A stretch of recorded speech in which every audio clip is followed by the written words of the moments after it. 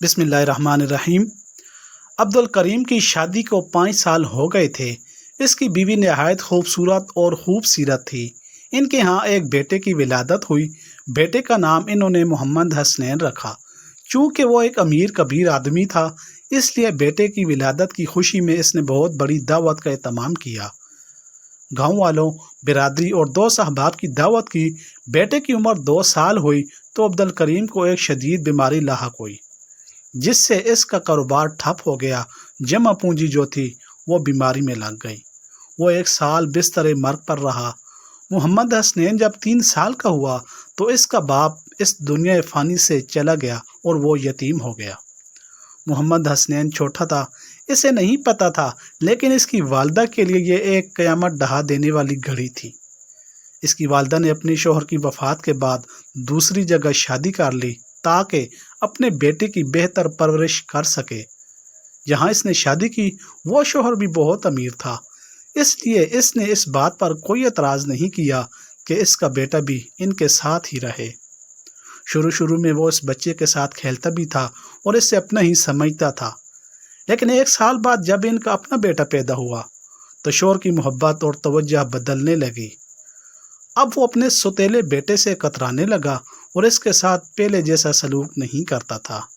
اس کا سارا دھیان اب اپنے حقیقی بیٹے پر تھا۔ ایک دن جب وہ کام سے واپس آیا تو اپنے بیٹے کے لیے ایک نئی سائیکل خرید لایا۔ ماں کا دل کٹ گیا جب اس نے اپنے یتیم بیٹے کو اپنے چھوٹے بھائی کی طرف حسرت بھری نگاہوں سے دیکھتا پایا۔ ماں نے شوہر سے درخواست کی کہ وہ اپنے سوتیلے بیٹے کے لیے بھی ایک سائیکل خرید دے، لیکن شوہر نے انکار کر دیا اور کہا کہ وہ اس بچے کا ذمہ دار نہیں ہے۔ اگر ماں نے دوبارہ اس بارے میں بات کی تو وہ بچے کو گھر سے نکال دے گا۔ ماں نے اپنے بیٹے کے تحفظ کے لیے یہ بات مان لی۔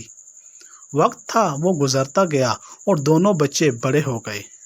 شوہر نے اپنے حقیقی بیٹے کو ایک بہترین پرائیویٹ اسکول میں داخل کروا دیا، لیکن سوتیلے بیٹے کے لیے کچھ نہیں کیا۔ اس نے کہا کہ وہ اس کا والد نہیں ہے، اس لیے اس پر اپنا پیسہ کیوں خرچ کرے۔ اس نے کہا کہ یہ لڑکا نہ تو اس کا نام لے گا اور نہ ہی اسے کوئی فائدہ پہنچائے گا۔ ماں نے غصے سے جواب دیا، ہاں وہ شاید تمہارا خون اور گوشت نہیں ہے، لیکن اس کا مطلب یہ نہیں کہ تم اسے تعلیم سے محروم رکھو اور اسے جہالت کے اندھیروں میں چھوڑ دو۔ کیا تمہارے دل میں ذرا سی بھی رحمت اور شفقت نہیں؟ شوہر نے کہا، بس بہت ہو چکا، میں اب اس کی موجودگی برداشت نہیں کر سکتا، میں اسے اپنے گھر میں نہیں دیکھنا چاہتا۔ لڑکا یہ سب باتیں سن رہا تھا۔ وہ اپنی ماں کے پاس آیا اور اس کے آنسو پونچھتے ہوئے کہا، ماں پریشان نہ ہو، کچھ بھی ایسا نہیں ہے کہ جس کے لیے آپ کو رونا پڑے۔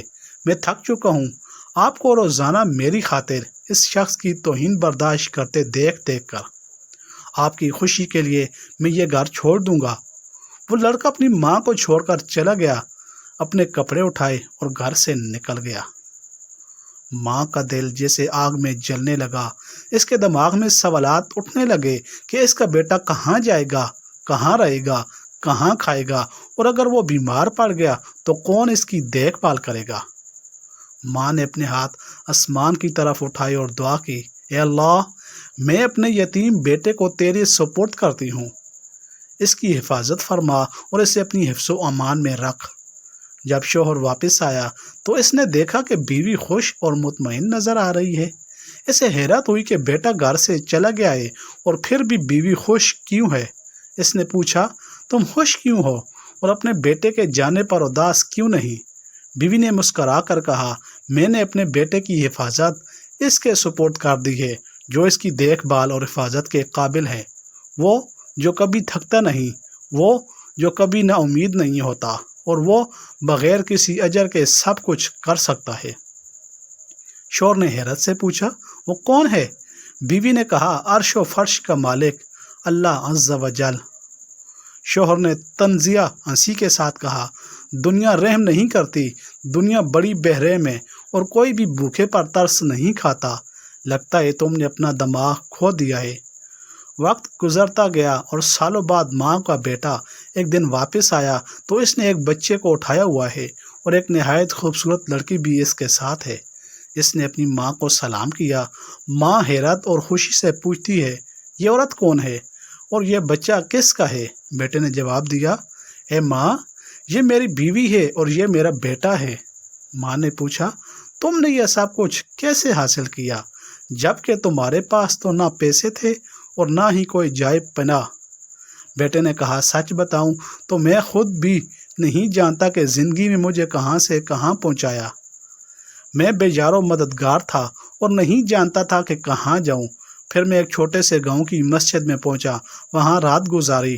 دن میں کام کرتا اور رات کو مسجد میں سوتا تھا۔ امام مسجد کو اپنی کہانی سنائی اور ان سے مسجد میں سونے کی اجازت مانگی۔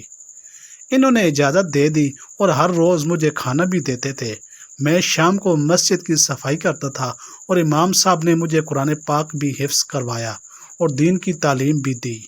میں روزانہ مسجد کی لائبریری میں پڑھتا رہتا تھا۔ ایک دن امام صاحب بیمار پڑ گئے تو میں نے لوگوں کو نماز پڑھائی۔ بس اسی دن سے میں لوگوں کا امام بن گیا۔ لوگ مجھے پسند کرنے لگے اور مجھ سے محبت کرنے لگے۔ انہوں نے میرے لیے ایک یتیم لڑکی سے شادی کا انتظام کیا جس کے پاس صرف اس کی دادی رہتی تھی۔ میں نے شادی کی اور کچھ ہی عرصے بعد اس کی دادی کا انتقال ہو گیا۔ بیوی کو اس کی دادی کی وراثت سے زمین کا ایک بہت بڑا ٹکڑا ملا جسے میں نے کاشت کیا اور حالات بہتر ہو گئے۔ اب اللہ کے فضل سے میرے پاس بہت سی زرعی زمینیں ہیں اور اللہ نے مجھے اپنے فضل سے نوازا ہے۔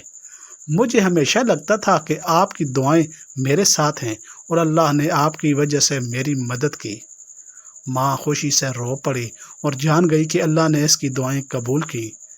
اس نے اپنے پوتے کو گلے لگایا اور بیٹے نے ماں کے ہاتھ چومے، لیکن شوہر کو یقین نہیں ہو رہا تھا کہ ایک دن وہ لڑکا ایک کامیاب اور امیر ترین شخص بن کر واپس آئے گا۔ سبحان اللہ، اللہ ہی رازق ہے اور جسے چاہے بے حساب نوازتا ہے۔ اس یتیم بچے کو اس کی ماں کی دعاؤں اور رضامندی کی بدولت نوازا گیا۔ والسلام علیکم ورحمۃ اللہ وبرکاتہ۔